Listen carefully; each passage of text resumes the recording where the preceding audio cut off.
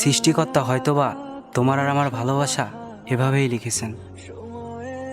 সৃষ্টিকর্তার কাছে আমার একটাই প্রার্থনা, পৃথিবীর যেখানেই থাকো না কেন তুমি যেন ভালো থেকো। আর হ্যাঁ, একটা কথা, মৃত্যুর আগ পর্যন্ত তোমার এই জায়গাটা অন্য কেউ আর কখনো নিতে পারবে না। বৃষ্টি থামে না দু চোখে। ভালোবাসা কখনো শেষ হয় না, ভালোবাসা কখনো মুছে যায় না, শুধু রূপ বদলায়। তোমার উপস্থিতি এখন আমার সাথে নেই, কিন্তু তোমার স্মৃতি, তোমার হাসি, তোমার কথা, সব কিছু যেন আমার অন্তরে গেঁথে গেছে।